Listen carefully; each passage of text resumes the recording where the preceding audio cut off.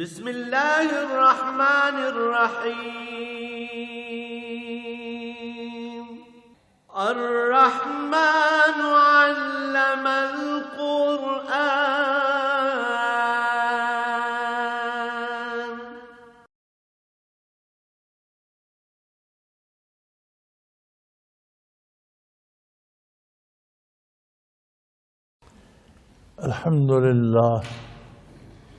الحمد لله رب العالمين، والصلاة والسلام على حبيبه محمد وعلى آله وصحبه أجمعين.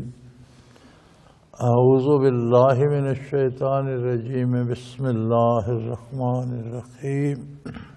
ألهاكم التكاثر حتى زرتم المقابر، كلا سوف تعلمون ثم كلا سوف تعلمون، كلا لو تعلمون علم اليقين لترون الجحيم ثم لترونها عين اليقين ثم لتسألن يومئذ عن النعيم.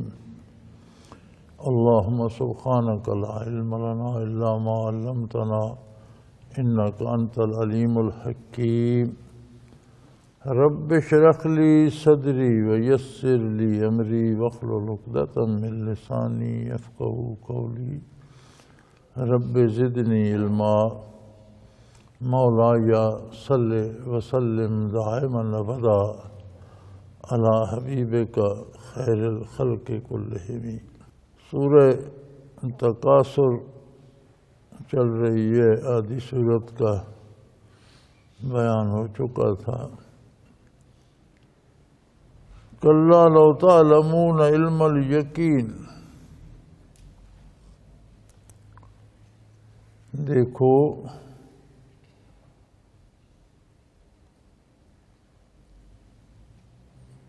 لو تعلمون علم الیقین، کیا یہ اچھا ہوتا تم علم یقین حاصل کر لیتے، علم یقین پہ اعتماد کرتے، تمہیں علم یقین نصیب ہو جاتا. میں عرض کر رہا تھا کل کے سبق میں، یہی بات ہو رہی تھی کہ علم کے 3 درجے ہیں.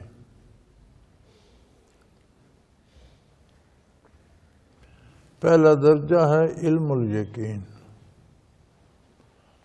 دوسرا درجہ ہے عین الیقین، اور تیسرا درجہ ہے حق الیقین. علم الیقین کہتے ہیں کہ کوئی چیز دلائل سے ثابت ہو جائے،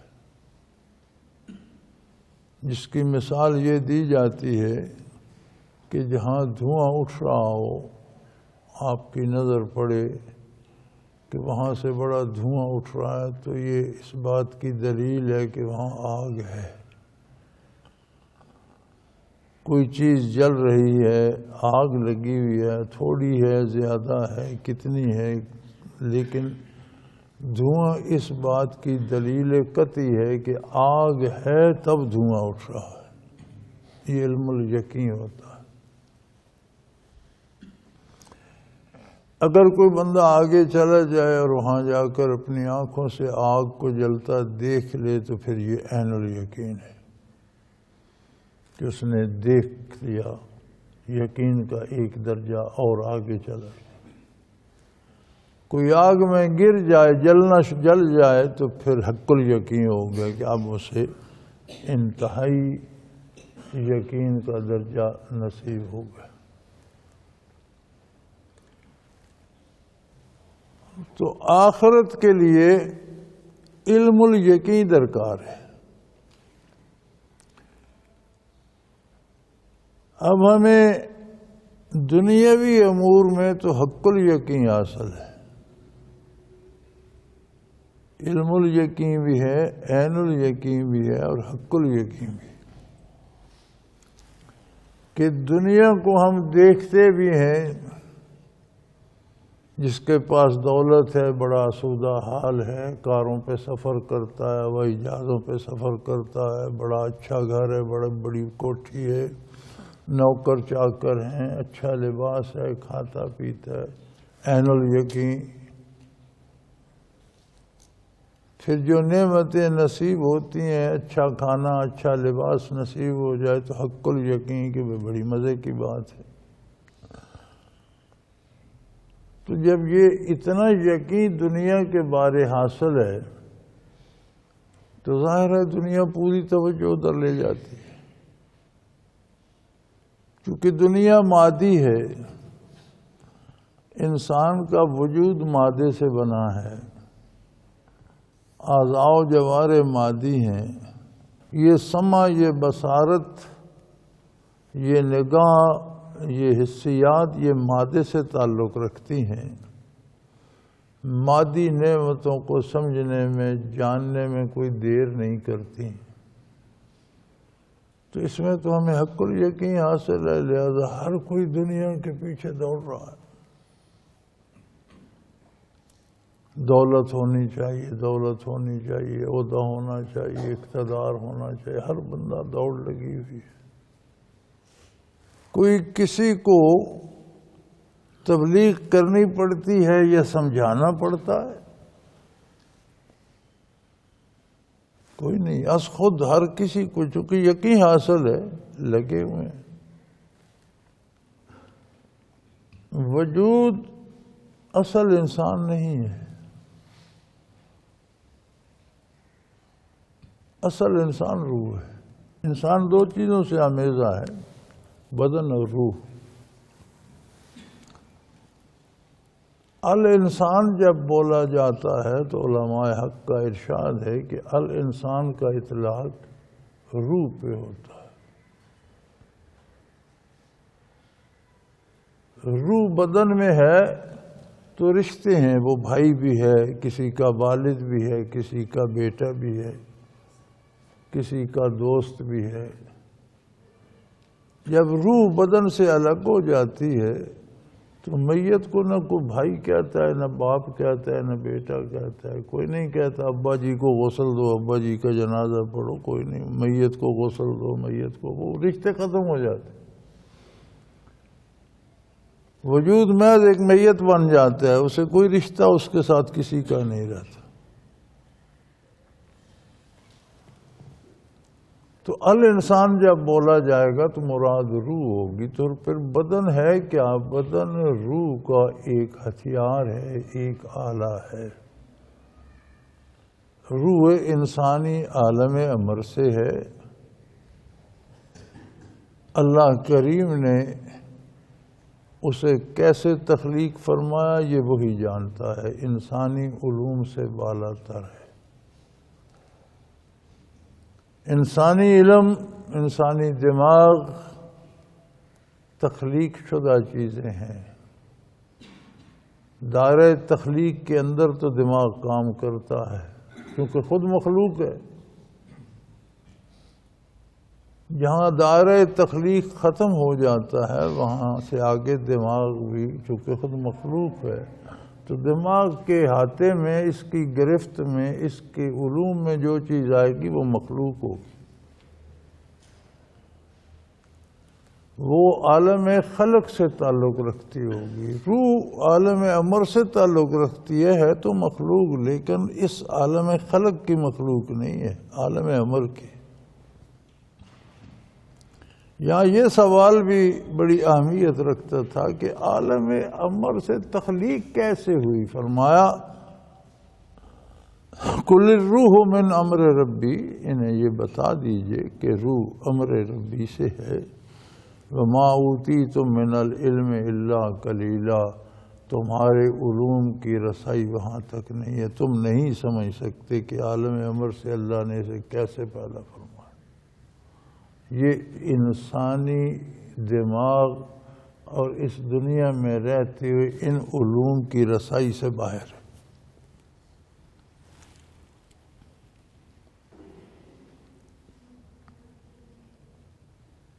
اب یہ جو ادراکات بدن کے اتنے ہیں جو ایک آلہ ہے، اس میں اتنے اوصاف ہیں، تو جو اصل مطلوب ہے اس کے اوصاف تو اس سے کروڑوں گنا زیادہ ہونے چاہیے۔ سواری تو ایک گھوڑا ہوتا ہے، اگر گھوڑے میں اتنے اوصاف اور کمالات ہیں تو انسان جو اس پر سواری کرتا ہے وہ تو کہیں اعلیٰ درجے کی مخلوق، اور اس کا علوم اور اس کی معرفت اور اس کے کمالات تو بہت زیادہ ہونے چاہیے۔ تو روح کے علوم کی وسعت تو بہت زیادہ ہونی چاہیے، اور الحمدللہ روح کے علوم کی وسعت کا کوئی اندازہ ہی نہیں ہے۔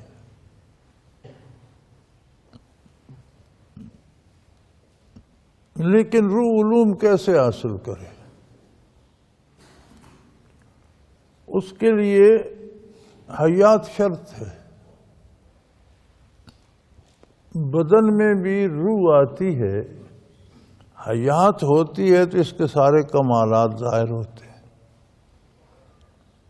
حیات سے محروم ہو جاتا ہے تو ایک مٹی کی ڈھیری بن جاتا ہے، مشت خاک پر رہ جاتی ہے۔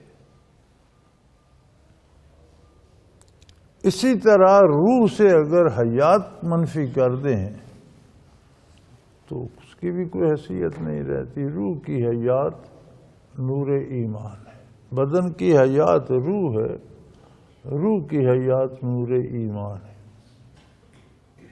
اسی لیے قرآن کفار کو مردہ کہتا ہے کہ یہ چلتے پھرتے مردے ہیں، ان کے بدن روحوں کی قبریں ہیں۔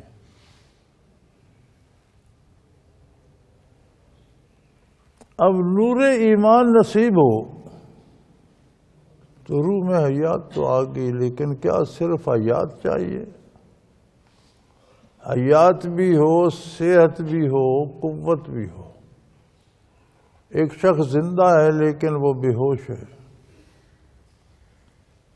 اس کا کیا فائدہ؟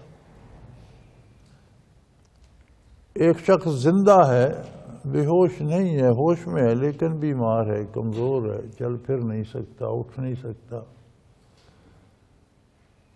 وہ بھی کچھ نہیں کر سکے گا۔ اس کا مطلب ہے حیات بھی ہو، صحت بھی ہو، طاقت و قوت بھی ہو، تب وہ کام کرے گا۔ اب روح کی حیات تو نور ایمان ہے، اس کی غذا عبادت الہی اور ذکر الہی ہے، اور اس کی دوا بھی ذکر الہی ہے۔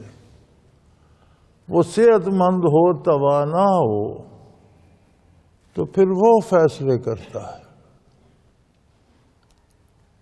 کیونکہ روح حاکم ہوتی ہے، پھر فیصلے اس کی طرف سے آتے ہیں اور وہ مرضیات باری کے مطابق ہوتے ہیں۔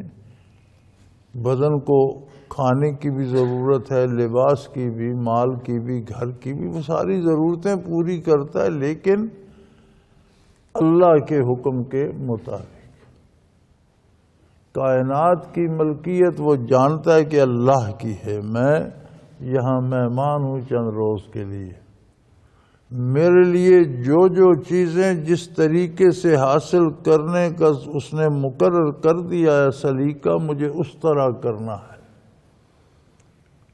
مہمان کسی کے گھر میں آ کر اودھم نہیں مچا سکتا کہ یہ الماری بھی کھول دے، اس دروازے سے بھی نکل جائے، وہ برتن بھی اٹھا لے، وہاں بھی نہیں۔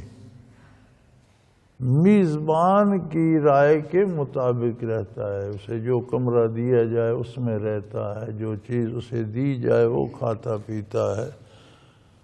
مہمان وہاں اپنی پسند نہیں ٹھوس سکتا، میزبان کی پسند کے مطابق۔ تو میزبان تو اللہ تعالیٰ ہے، کائنات اس کی ہے، نعمتیں اس کی ہیں، گھر اس کا۔ انسان کچھ وقت کے لیے مہمان ہے۔ وہ فرماتے یہ ساری نعمتیں میں نے تیرے لیے سجا دی ہیں۔ وَخَلَقَ لَكُم مَّا فِي الْأَرْضِ جَمِيعًا، روئے زمین پر جو کچھ پیدا کیا ہے انسان صرف تیری خدمت کے لیے ہے۔ اب صورت یہ ہے کہ ہر چیز سے میرے بتائے ہوئے قاعدے کے مطابق خدمت لے۔ تو اکیلا تو نہیں ہے، یہاں تو کروڑوں مہمان ہیں، اربوں مہمان ہیں، اربوں انسان ہیں۔ ہر ایک کے آگے اپنی اپنی پلیٹ ہے، تو اپنی پلیٹ سے کھا، اس کی پلیٹ سے کیوں چھینتا ہے؟ اگر کوئی کسی کے یہاں مہمان جائے اور 8-10 مہمان ایک میز پہ بیٹھے ہوں تو کہ یہ کوئی سلیقہ کوئی میزبان برداشت کرے گا کہ ایک مہمان اٹھ کر اس کی پلیٹ سے بھی لے لے، اس کی پلیٹ سے بھی لے لے، اس کی بھی لے لے؟ تو یہ کیا طریقہ ہے؟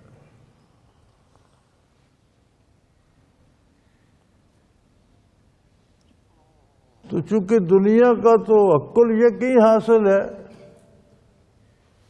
تو لوگ روح کمزور ہے، اس میں بے شمار مخلوق تو جو ایمان سے محروم ہے، ان کی روحیں تو مردوں کی طرح بے حس ہیں۔ جنہیں ایمان نصیب ہے ان میں اکثریت ان لوگوں کی ہے جن کی روحوں میں زندگی تو ہے، بے ہوش ہیں یا سو رہی ہیں۔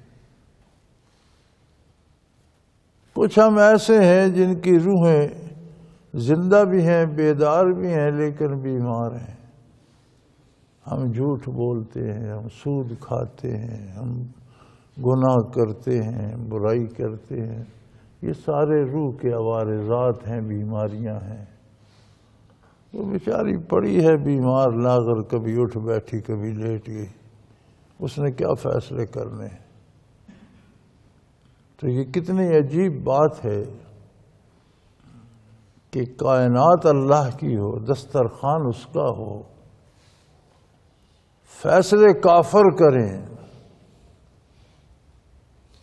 جن کی روحیں مردہ ہیں، جن میں روحانی اقدار ہیں ہی نہیں کہ لباس کیسا ہونا چاہیے، تہذیب کس بلا کا نام ہے، انصاف کسے کہتے ہیں، سیاست کیسے ہوگی، تعلیم و تعلم کیسے ہوگا، معیشت کیسی ہونی چاہیے، یہ فیصلے کفار کریں۔ کیا یہ عجیب بات نہیں کہ مسلمان کہلانے والے، خود کو مسلمان کہنے والے، اس پر عمل پیرا ہوں اور ان کے پیچھے چل رہے ہیں؟ کیا یہ بات آپ کو عجیب نہیں لگتی؟ ہمیں شکوہ ہوتا ہے ہمیشہ رب کریم سے، اور میرے خیال میں ہر بندے کو، پڑھے لکھے کو بھی ان پڑھ کو بھی، اللہ کریم سے یہ شکایت ہے۔ وہ شکوہ میں قوم کی ترجمانی کرتے ہوئے علامہ مرحوم نے کہا تھا نا کہ برق گرتی ہے تو بیچارے مسلمانوں پر، کہ جہاں بھی دنیا میں مصیبت آتی ہے مسلمانوں پر ہی آتی ہے، کفار تو موج کر رہے ہیں۔ لیکن مسلمان یہ نہیں سوچتے کہ اس دسترخوان الہی میں اللہ کے ضابطوں کو، اللہ اور اللہ کے رسول کو ماننے کے باوجود اس کے ضابطوں کو چھوڑ کر پیروی ہم کافروں کی کر رہے ہیں۔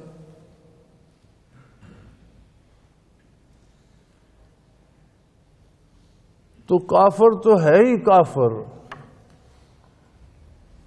وہ تو جہنم کا راہی ہے۔ اس نے تو انکار کر دیا محمد الرسول اللہ صلی اللہ علیہ وسلم کی رسالت کا، اس سے کس بھلائی کی توقع رکھی جائے؟ جو دعوے دار ہے اللہ اللہ کے حبیب اور اللہ کی کتاب پر ایمان لانے کا، جب وہ اللہ کا قاعدہ چھوڑ کر اس قاعدے کو اپناتا ہے جو کافر نے دیا ہے، تو کتنا بڑا جرم ہے اس کا، اسے کیا، کون سا انعام ملنا چاہیے؟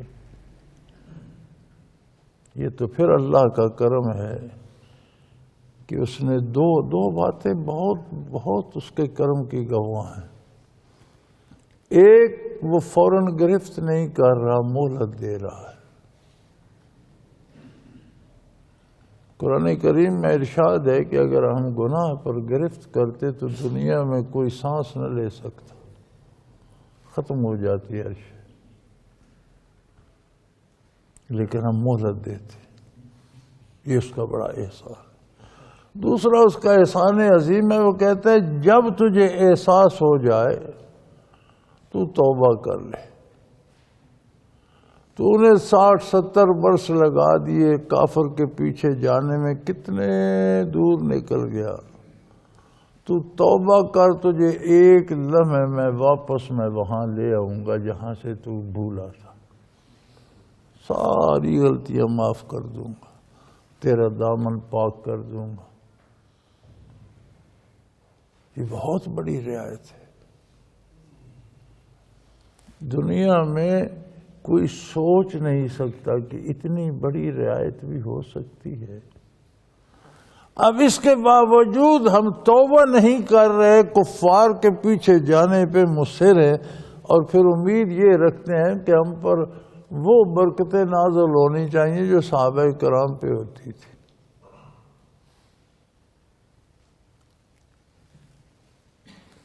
اس کا علاج فرمایا کلا لو تعلمون علم الیقین، کاش تمہیں علم یقین نصیب ہو جاتا، کیونکہ اس دنیا میں تمہارے پاس دلائل ہیں، ان سے تمہیں عظمت الہی کا اقرار کرنا ہے۔ سب سے بڑی دلیل انبیاء علیہ الصلوۃ والسلام کا وجود مبارک ہے۔ پوری انسانیت میں ایسے گنے چنے لوگ جن سے گناہ کا، نافرمانی کا، غلطی کا کوئی تصور ہی نہیں، جن کو پیدا ہی معصوم اور عصمت دے کر کیا جاتا ہے، جن سے گناہ کا تصور ہی نہیں، جنہیں غلطی نہیں لگتی، جو کبھی جھوٹ کا تصور نہیں کر سکتے، سچے کھرے۔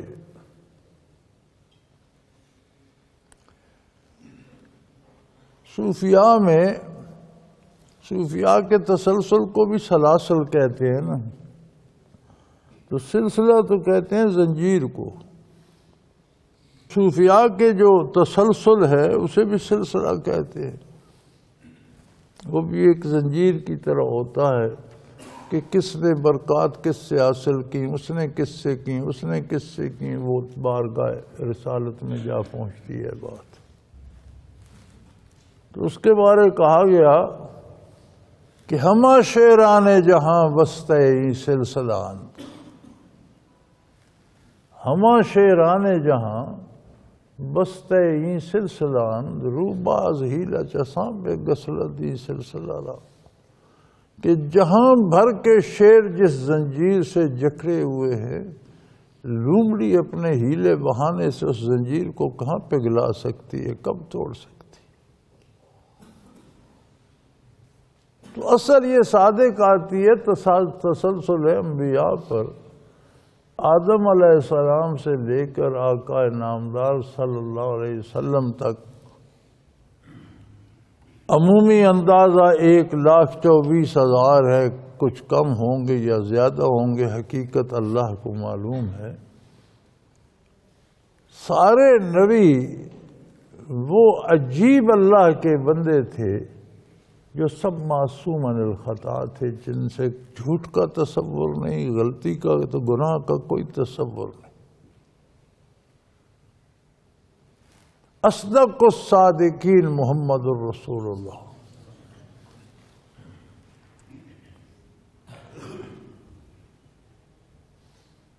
سب سے سچا بندہ، سب سے پکی بات بتا رہا ہے، یعنی جتنے عقائد ہیں آدم علیہ السلام سے لے کر آج تک آخری نبی صلی اللہ علیہ وسلم تک ایک عقیدہ ہے، لا الہ الا اللہ۔ ہر نبی کے کلمے کا پہلا جز یہی تھا، لا الہ الا اللہ۔ یعنی ہر اللہ کے کھرے بندے نے جس سے غلطی کا کوئی تصور نہیں، یہی پیغام دیا۔ آگے نبوت کا اعلان ہے، آدم و صفی اللہ، نوح النجی اللہ، اسماعیل و ذبی اللہ، ابراہیم و خلیل اللہ،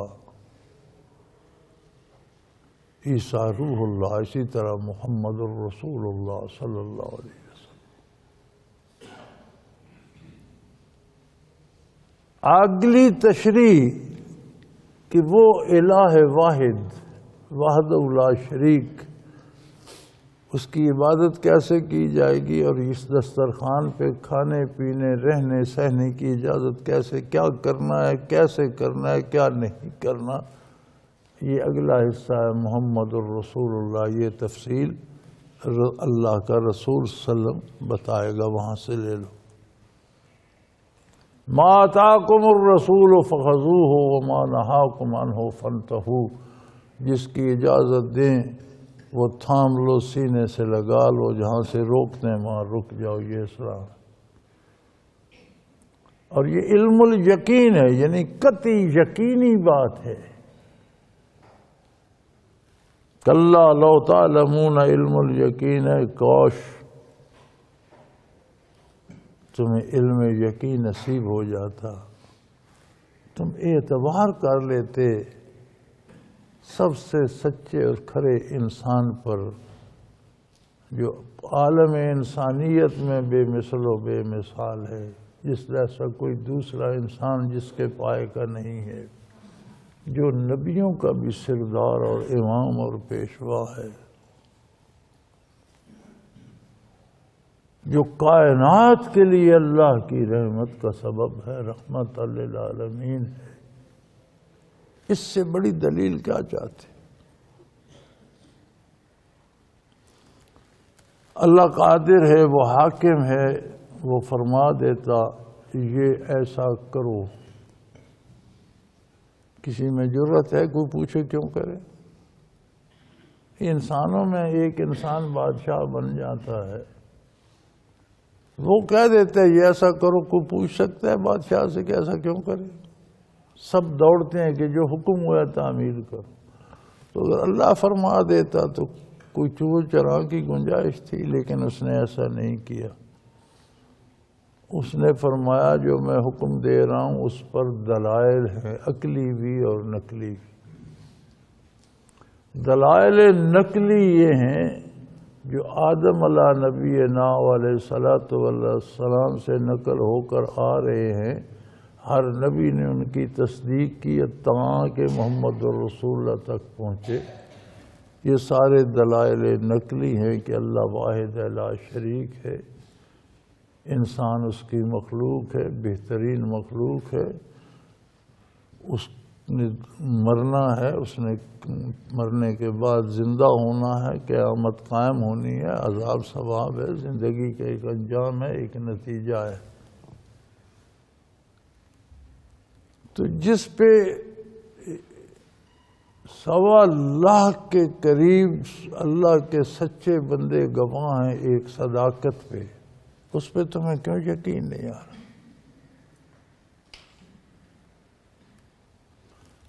دلائل عقلی سے کائنات بھری پڑی ہے، ذرہ ذرہ اس کی عظمت پہ گواہ ہے، پتا پتا اس کی ربوبیت کا گواہ ہے، قطرہ قطرہ اس کی خالقیت کا شاہد ہے، ہر جھونکا ہوا کا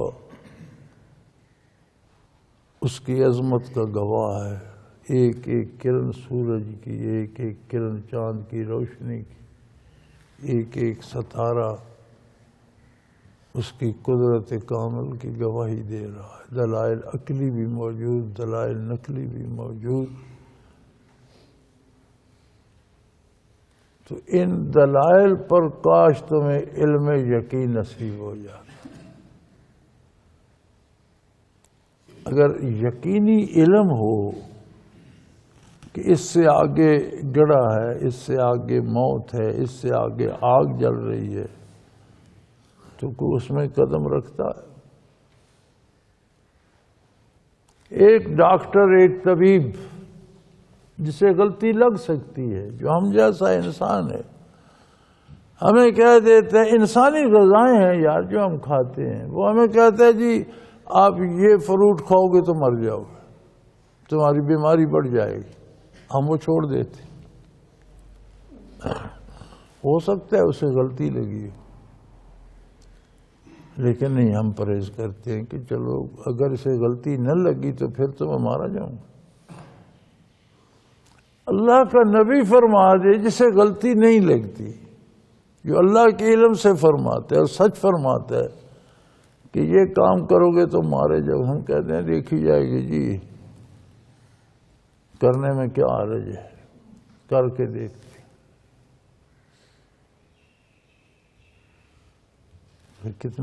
کتنا تضاد ہے ہماری سمجھ میں، ہمارے شعور میں، یا کتنا کمزور ایمان ہے ہمارا نبی پر، اتنا بھی نہیں جتنا ایک حکیم یا ڈاکٹر پہ اعتماد۔ کیسی عجیب بات ہے کہ ڈاکٹر ہم سے گندم کی روٹی چھڑا دیتا ہے۔ وہ یار گندم تو بندہ ہوش سنبھالتا ہے، 2-3 سال سے کھانے لگتا ہے، اور سینکڑوں سال زندہ رہے تو بنیادی غذا ہے، کھاتا رہتا ہے۔ ہمیں ڈاکٹر کہتے ہیں گندم چھوڑ دو، مر جاؤ گے گندم کھاؤ گے تو کیا کھائیں، چنے کھایا کرو، مکی کی روٹی کھا لیا کرو۔ ہم واقعی چھوڑ دیتے ہیں، مکی کھاتے رہتے ہیں، چنے کھاتے رہتے ہیں، گندم چھوڑ دیتے ہیں، باقی چیزوں کو تو چھوڑو۔ کیوں چھوڑ دیتے ہیں؟ اس پر اعتبار کر کے، ہو سکتا ہے اسے غلطی بھی لگی ہو۔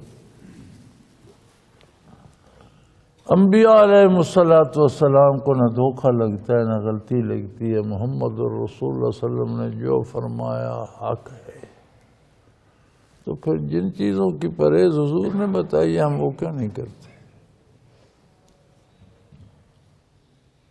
یہ چوری ہماری اللہ نے پکڑ کر فرمایا تم اس لیے نہیں کرتے کہ تمہیں یقینی علم حاصل نہیں ہے۔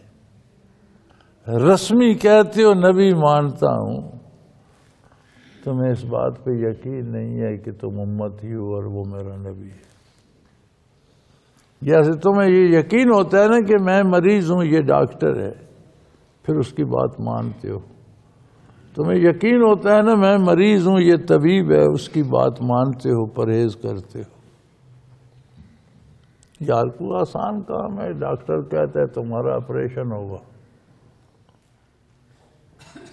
3 لاکھ روپے لگیں گے، وہ یار پیٹ بھی میرا ہی پھاڑو گے، 3 لاکھ روپے بھی مجھ سے لو گے۔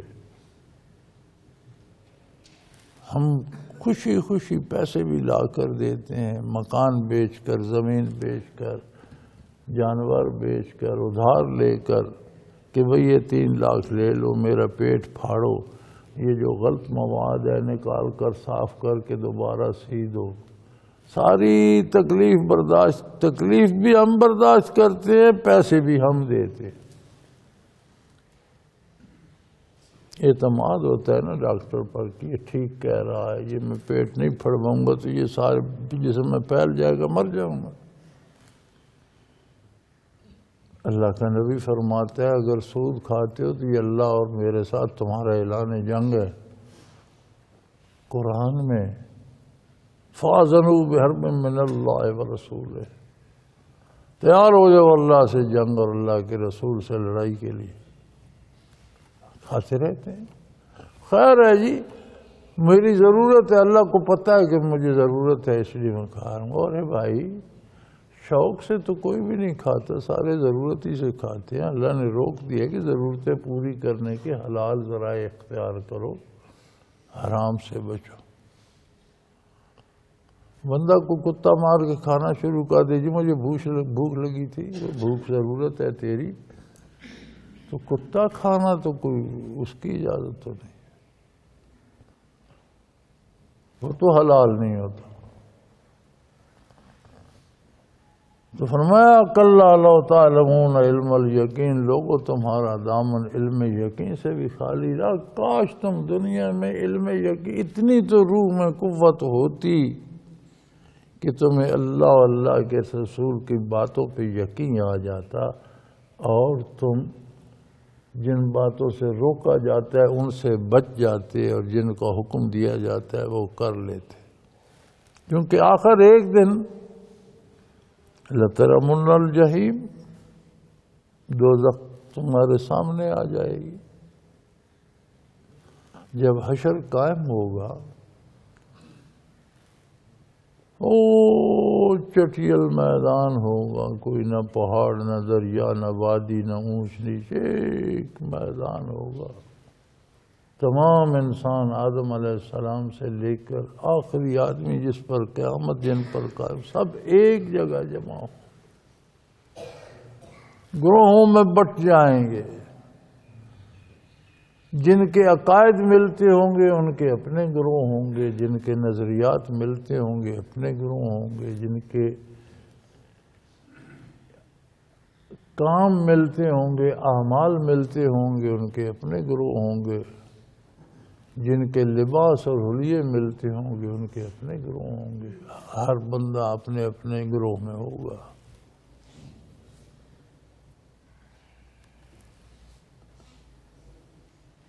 برزت الجحیم لمن یرا، دوزخ کو لا کے سامنے کر دیا جائے گا، سارے دیکھ رہے ہوں، دیکھ لو سب، نیک بد اچھے برے سب کے سامنے ہوگی یہ جہنم۔ وَأُزْلِفَتِ الْجَنَّةُ غَيْرَ بَعِيدٍ، اور جنت بھی دور نہیں ہوگی، وہ بھی سامنے سجا سنوار کر رکھ دی جائے گی۔ پھر سب کو عین الیقین حاصل ہو جائے گا، اپنی نظروں سے دیکھ رہے ہوں گے کہ یہ جنت ہے، یہ جنت۔ لیکن جب عین الیقین نصیب ہوگا تو پھر فرصت نہیں ہوگی بچنے کی یا اعمال کرنے کی۔ یہی تو امتحان ہے۔ اللہ فرماتے ہیں کہ اپنی آنکھ سے دیکھ کر یقین کرو گے یا میرے نبی کی بات مان کر یقین کرو، یہی آزمائش۔ علم الیقین پہ نجات ہے، عین الیقین جب دوزخ سامنے ہوگی تو ہر کوئی کہے گا اللہ مجھے بچا، فرمایا اب نہیں۔ موت کے فرشتے جب آگے برزخ واضح ہو گیا، جب موت قریب آتی ہے تو سب کو کشف ہو جاتا ہے۔ جن کو کشف کا زیادہ شوق ہے نا انہیں بتا دوں کہ گھبراؤ نہیں، جب موت قریب آئے گی تو کشف کافر کو بھی ہو جاتا ہے، مومن تو مومن ہے۔ فرشتے بھی نظر آنے لگتے ہیں، وہ باتیں بھی کرتے ہیں، فرشتوں کی باتیں سنائی بھی دیتی ہیں، صرف مرنے والے کے ساتھ بات ہو رہی تھی، جو پاس بیٹھے تھے انہیں سنائی نہیں دیتی۔ تو کفر میں زندگی بے دینی میں بسر کر دی تو فرشتے کہتے فیما کنتم، وہ تو 70-80 سال دنیا میں رہا، کرتا کیا رہا ہے؟ تیرے جسم میں تو کہیں کوئی ذرہ ایمان کا، کوئی ذرہ نیکی کا، بھلائی کا ہے نہیں، کیا کرتا رہا ہے؟ فیما کنتم، کہاں بسر کی؟ قرآن کریم بتا رہا ہے کہ وہ آگے سے کہتے ہیں کننا مستضعفین فی الارض، کہ میں تو ایک عام آدمی تھا، کمزور آدمی تھا، جدھر مجھے حکمران اور لیڈران جدھر چلاتے رہے میں چلتا رہا، میں کیا کرتا، میری تو معاشرے میں کوئی حیثیت نہیں۔ تو فرشتے جواب دیتے ہیں الم تکن ارض اللہ واسعہ، وہ بھئی اگر یہ بے دین معاشرہ تھا، طاقتور لوگ گناہگار تھے، گناہ پہ مجبور کرتے تھے، تم مجبور تھے تو بے دین معاشرہ چھوڑ دیتے، وہاں چلے جاتے جہاں کوئی دیندار لوگ۔ اللہ کی زمین وسیع نہیں تھی، آج تو ساری دنیا چھوڑ کر جا رہے ہو، اس وقت بے دینوں کا علاقہ چھوڑ کر وہاں چلے جاتے جہاں کوئی نیک لوگ ہیں، دیندار ہیں، تو یہ نوبت تو نہ آتی۔ اب یہ باتیں ہو رہی ہوتی ہیں، پاس جو بیٹھے تھے وہ کہتے ہیں اس کی نظر ٹک گئی ہے، اب یہ جلدی پھر جائے گا، اور نظر نہیں ٹک گئی، اس سے باتیں ہو رہی ہیں، وہ باتیں کر رہا ہے۔ یہ وقت فرعون پر بھی آیا، غرق دریا ہونے لگا، جب موت کے فرشتے نظر آئے روح قبض کرنا، تو اس نے کہا بھئی بات موسیٰ علیہ السلام کی سچی تھی، انی تبت الآن، اب میں توبہ کرتا ہوں، میں موسیٰ اور ہارون کے رب کو مانتا ہوں۔ اللہ کریم نے فرمایا الآن، اب تو نے فرشتے دیکھ لیے، آخرت دیکھ لی، اب تو مانے گا، تیرا باپ بھی مانے گا، اب تو مانتا ہے، اب میں نہیں مانتا۔ الآن وقد کنت من الکافرین، جب میرے 2 نبی تیرے پاس گئے تو کفر پہ جمع رہا، اور اب خود دیکھے تو اب کہتا ہے میں مانتا ہوں، اب مانے، اب جو دیکھ لے گا وہ کیسے نہیں مانے گا؟ ماننے کا مزہ تو زیادہ کہ میرے نبی کی بات پہ اعتبار کر کے مان۔ فرمایا اب نہیں، اب تو مانتا ہے، اب میں نہیں مانتا۔ تو اپنے آپ پہ اعتبار کر کے مانتا ہے، میرے نبی پہ اعتبار نہیں کرتا۔ تجھے میرے نبی پہ اتنا بھی اعتبار نہیں جتنا اپنی آنکھ پہ۔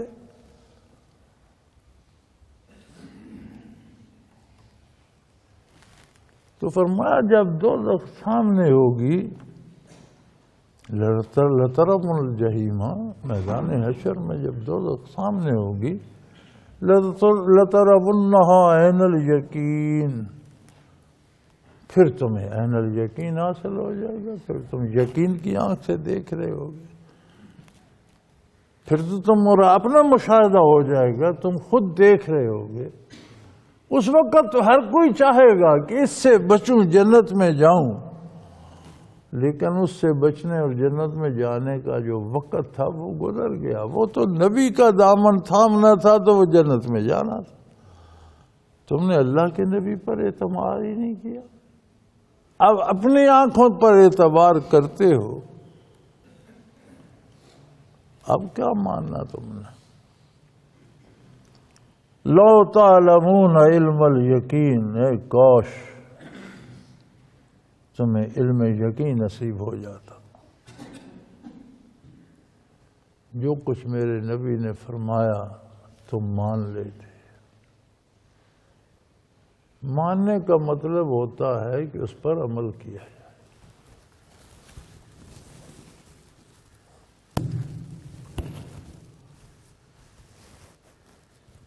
یہ کہنا کہ جی میں مانتا ہوں اور عمل نہ کیا جائے، یہ ایک گستاخی ہے، جرم ہے۔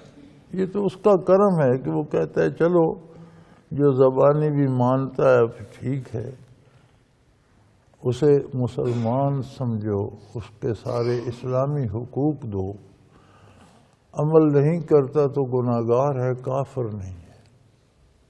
لیکن اس دنیا کا قانون ہے، آخرت میں اس کے ساتھ کیا ہوگا یہ رب جانے اور وہ بندہ جانے۔ ماننا عمل کا تقاضا کرتا ہے۔ میں کہتا ہوں جی مجھے پانی لا دو، ہاں جی بالکل آپ نے ٹھیک کہا، پانی لا دیتے ہیں آپ۔ وہ میں سارا دن مانگتا رہتا ہوں، آپ کہتے ہیں جی بالکل ٹھیک، بجا ابھی لا کے دیتے نہیں، تو میں کیا سمجھوں آپ نے میری بات مان لی؟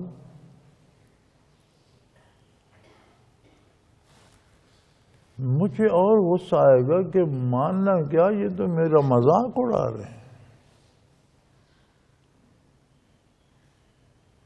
وہ کریم ہے، وہ انسانوں کی طرح سلوک نہیں کرتا، وہ اپنی شان کے مطابق سلوک کرتا ہے۔ وہ کہتا ہے جو کہتا ہے میں نے مان لیا اور اس پر عمل نہیں کرتا، میں اسے کافر نہ کہو، یہ اس کا کرم ہے، ورنہ فرق تو کوئی۔ یہ تو اور گستاخی ہے کہ کہتے ہیں جی کریں گے کرتے نہیں ہیں۔ چاہیے تو تھا کہ اس پہ اور بڑا فتویٰ آتا ہے، لیکن یہ اس کا کرم ہے، کہتے نہیں اس کے اسلامی حقوق بحال رکھو، اسے مسلمان سمجھو۔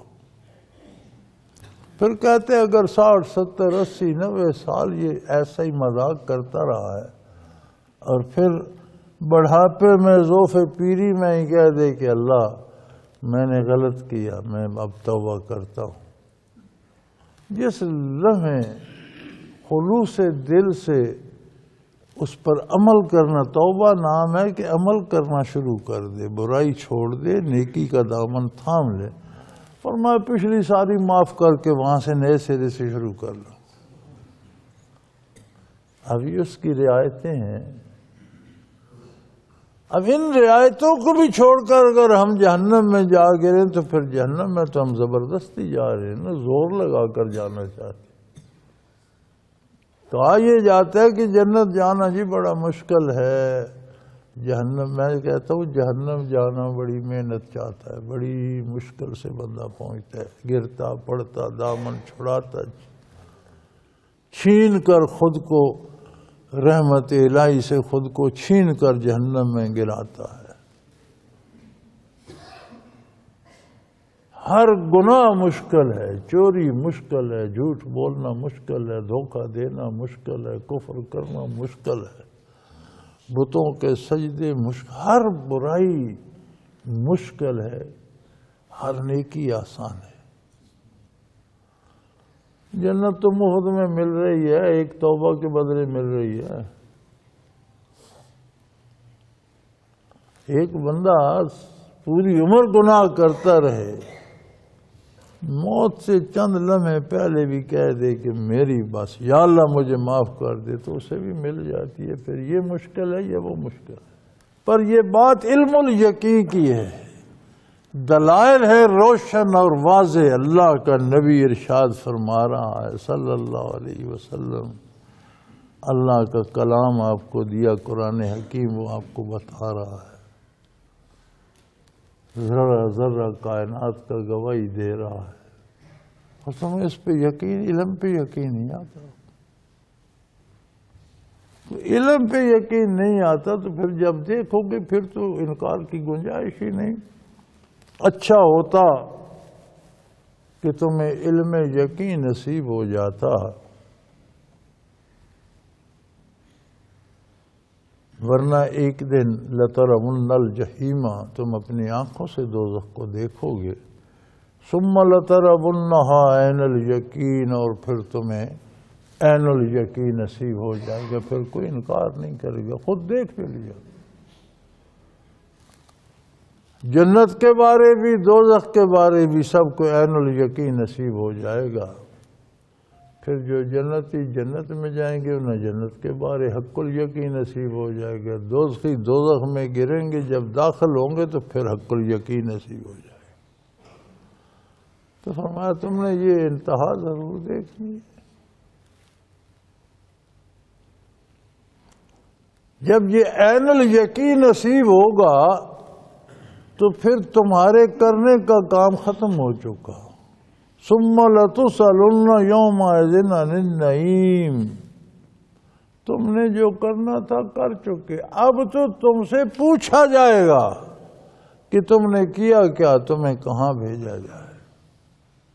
پھر کرنے کی فرصت نہیں ہوگی، وہ دار عمل نہیں ہوگا، وہ دار جزا ہوگا۔ جو کر چکے ہو اس پر کیا ملے گا۔ وہ ایک بڑا اچھا کسی نے لگایا ہوا تھا جملہ کہ کوئی شخص قبرستان میں کھڑا تھا، قبریں دیکھ کر کہنے لگا کہ بڑے خوش نصیب ہیں یہ لوگ، کتنی میٹھی نیند سو رہے ہیں، خاموشی ہے، کوئی انہیں ڈسٹرب نہیں کرتا۔ تو کسی قبر سے آواز آئی کہ نہیں، غلط سوچ رہے ہو، سو تم رہے ہو، ہم تو سونے کی سزا بھگت رہے ہیں۔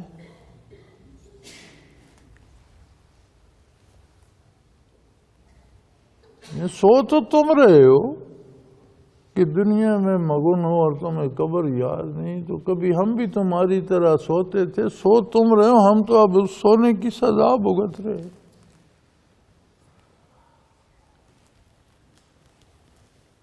حکایات بنائی جاتی ہیں لوگوں کی اصلاح و ترغیب و ترہیب کے لیے، یہ کوئی کسی حدیث کا حصہ نہیں ہے، کسی نے کہانی کے طور پر کہہ دیا، لیکن اچھا کہا، ہوتا ایسا ہی ہے۔ وہ کسی درویش کا کہتے ہیں نا کہ آبادی میں پھرتا رہتا تھا، اللہ اللہ کرتا تھا، تو کسی نے پوچھا کہ کیا کرتے رہتے ہو؟ تو میں بندوں کی اللہ سے صلح کرانے کی کوشش کرتا رہا۔ پھر کو کامیابی ہوئی، ہاں کہتے ہیں اللہ کریم تو مانتے ہیں، بندے نہیں مانتے۔ پھر کچھ عرصے بعد کسی نے دیکھا قبرستانوں میں پھرتا رہتا تھا، تو اس نے کہا بھائی آبادیاں چھوڑ کر قبرستانوں میں ڈیرے لگے۔ اس نے کہا یار وہ تو نہیں مانتے تھے، تو میں نے کہا چلو یہاں کوشش کرتے ہیں، ان بندوں کی اور اللہ کی صلح ہو جائے۔ پھر کوئی کامیابی ہوئی، اس نے کہا اب یہ تو مانتے ہیں، اب اللہ نہیں مانتے۔ اب اللہ فرماتے ہیں وہ وقت گزر گیا۔ تو یہ ترغیب و ترہیب کے لیے حکایات کہی جاتی ہیں۔ ہوتا ایسا ہی ہے کہ یہاں ہمیں چونکہ وجود کو علم یقین نصیب ہوتا ہے، روح کا مدار عین الیقین بدن کو نصیب ہوتا ہے، روح کا مدار علم یقین پہ ہے کہ یقینی علم جو نصیب ہوا ہے نبی سے، اس پر اعتماد کیا۔ وہاں جا کر تو دونوں کو عین الیقین نصیب ہو جائے گا میدان حشر میں، اور حق الیقین جنتیوں کو جنت کے بارے اور جہنمیوں کو جہنم کے بارے جب پہنچیں گے تو نصیب ہو جائے گا۔ لیکن فرمایا جب عین الیقین نصیب ہوگا، ثم لتسألن یومئذ عن النعیم، تو پھر اللہ کی نعمتوں کے بارے تم سے پوچھا جائے گا۔ وہاں عمل کرنے کی گنجائش نہیں ہوگی، وہاں جو کچھ اللہ کی نعمتیں استعمال کر چکے ہو ان کے بارے کوئی ایک نعمت دیکھ لو، اس کا بندہ حساب نہیں دے سکتے۔ زندگی میں سورج کی روشنی کتنی استعمال کی، چاند کی کتنی استعمال، ستاروں سیاروں کی، زمین کی رویدگی، غذائیں، دمائیں، ہوا، بارش، زندگی، ایک ایک جسم میں ایک ایک سیل، کتنی نعمتیں، کتنا عرصہ استعمال کی، کیا قیمت چکائی۔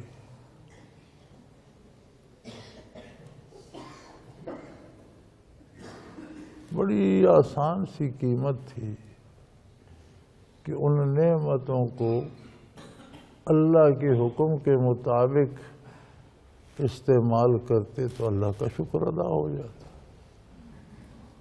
تو انہوں نے باپ کی جاگیر سمجھ لیا، حلال حرام میں تمیز چھوڑ دی، عبادات ترک کر دی، نیک بد کی پہچان چھوڑ دی، جھوٹ دھوکہ دولت کماتے رہے، اپنا حق کھایا یا کتنے لوگوں کا کھایا، کس کس سے چھینا، کہاں کہاں گئے، کس کس کا کون سا حق مارا۔ تو اللہ کریم معاف فرما دیں، یہ ان کا کرم ہے۔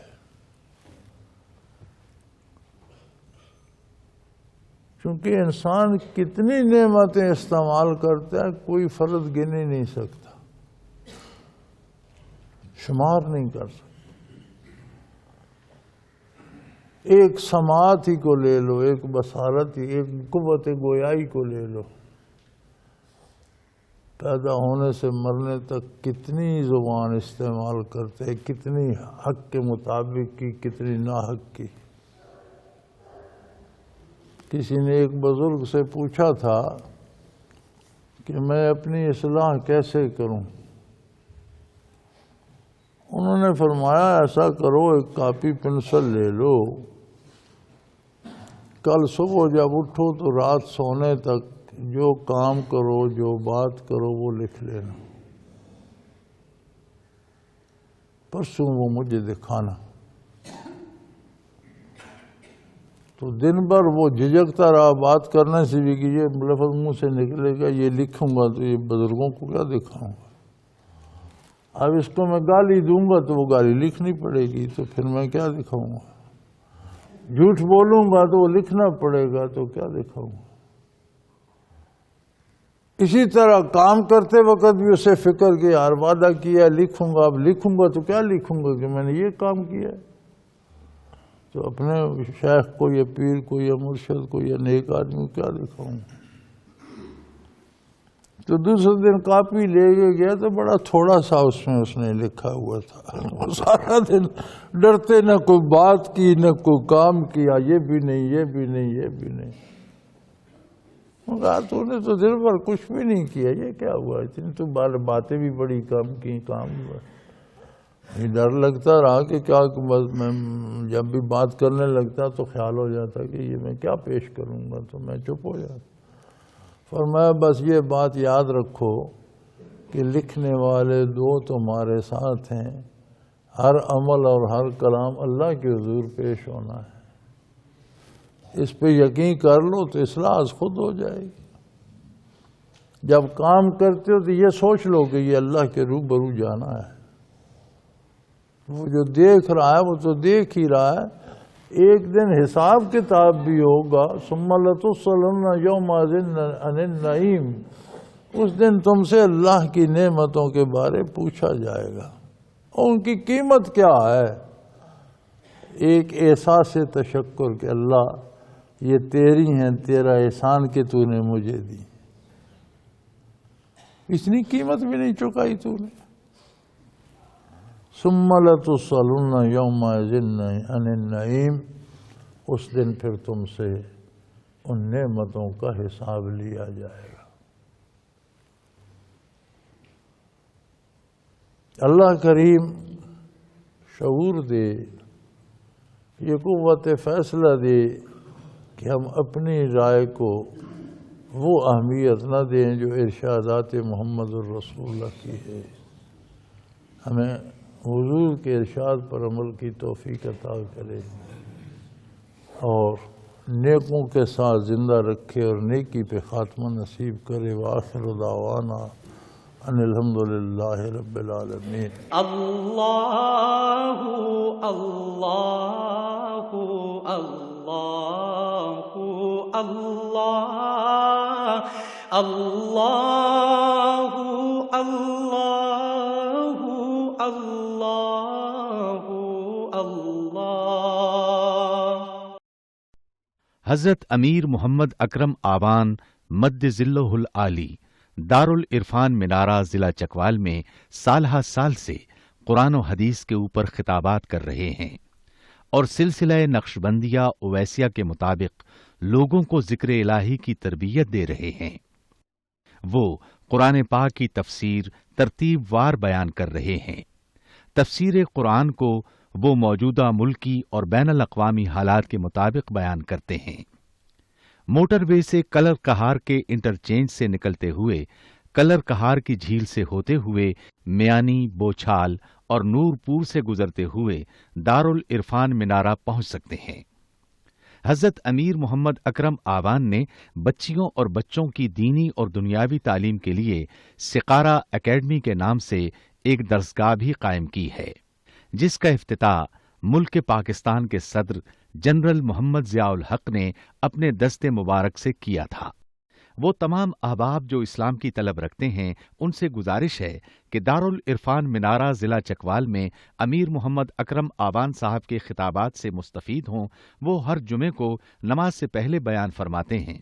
ہر ماہ کی پہلی اتوار کو ماہانہ اجتماع ہوتا ہے جس میں آپ خصوصی خطاب فرماتے ہیں اور پاکستان کے چاروں صوبوں سے احباب اس اجتماع میں شرکت کرتے ہیں۔ اس کے علاوہ یہاں سال میں 2 مرکزی اجتماعات بھی ہوتے ہیں، ایک رمضان المبارک میں اعتکاف کا اجتماع اور دوسرا جولائی اور اگست میں 40 دن کا اجتماع ہوتا ہے جس میں روحانی تربیت کی جاتی ہے۔ اپنا خون سیماب دے کر اتنا ہم کر جائیں گے، نام آقا کا چمن میں پھر رقم کر جائیں گے۔